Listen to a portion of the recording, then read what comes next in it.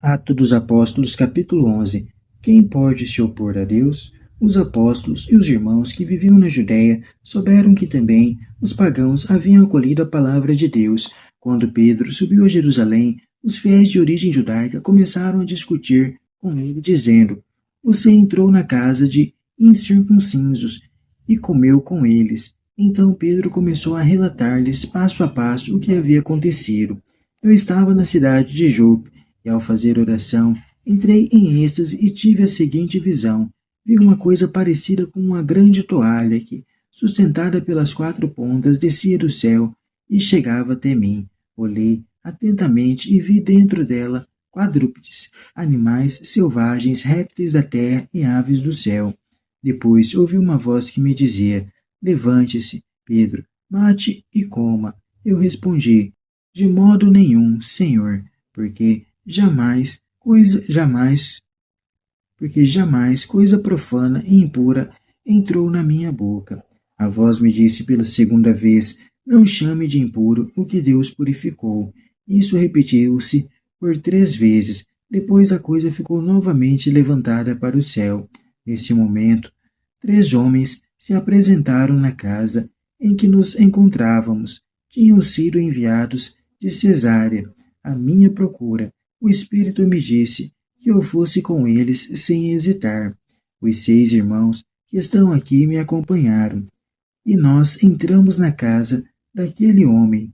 Ele nos contou que tinha visto um anjo apresentar-se em sua casa e dizer: Mande alguém a Jope para fazer com que Simão, também chamado Pedro, venha até aqui.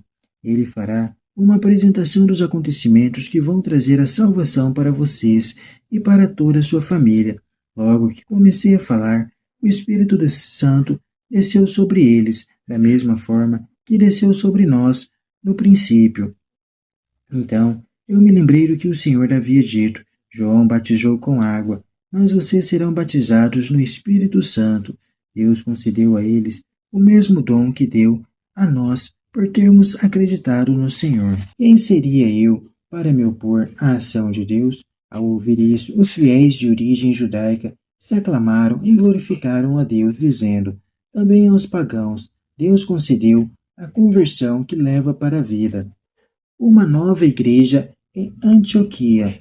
Aqueles que se haviam espalhado por causa da tribulação que se seguiu à morte de Estevão chegaram a Fenícia, a ilha de Chipre e a cidade Antioquia, embora não pregassem a palavra a ninguém que não fosse judeu. Contudo, alguns deles, habitantes de Chipre e da cidade de Cirene, chegaram a Antioquia e começaram a pregar também para os gregos, anunciando-lhes a boa notícia do Senhor Jesus.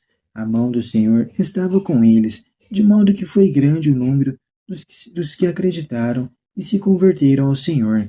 A notícia chegou aos ouvidos da igreja de Jerusalém, e esta enviou Barnabé para Antioquia. Quando Barnabé chegou e viu a graça de Deus, ficou muito contente e os animou, e permaneceram de todo o coração ligados ao Senhor. Barnabé era homem bom, cheio do Espírito Santo e de fé, e uma considerável multidão se uniu ao Senhor. Barnabé foi então para Tarso, em busca de Saulo, e o encontrou e o levou para Antioquia. Passaram um ano inteiro trabalhando juntos nessa igreja e instruíram muita gente. Foi em Antioquia que os discípulos receberam pela primeira vez o nome de cristão, solidariedade entre as comunidades. Nesse tempo, alguns profetas desceram de Jerusalém para Antioquia. Um deles, chamado Agabo, iluminado pelo Espírito, anunciou que uma grande fome viria sobre a terra. De fato, essa fome sobreveio no tempo do imperador Cláudio. Os discípulos decidiram então mandar uma ajuda, cada qual segundo as suas possibilidades, aos irmãos que viviam na Judéia. Assim o fizeram. Enviaram ajuda aos anciãos, por meio de Saulo e Barnabé. A igreja de Jerusalém estranha e critica a atitude de Pedro. Este relata o que fizera e presenciara, terminando com o desafio: Quem seria eu para me opor à ação de Deus? A igreja também deve ser evangelizada para abrir-se e aceitar que grupos de origens e costumes diferentes passem a pertencer ao povo de Deus. Antioquia, uma das cidades mais importantes do Império Romano, tinha 500 mil habitantes. A evangelização se dirigiu primeiro aos judeus e, com a vida de alguns cristãos de Chipre e de Cirene, se estende também aos gregos. A nova igreja nasce ligada à Igreja Mãe de Jerusalém, graças ao envio de Bernabé. Ao lado de Jerusalém, Antioquia será o centro importante, e Lucas frisa isso, lembrando que aí apareceu pela primeira vez o nome cristãos.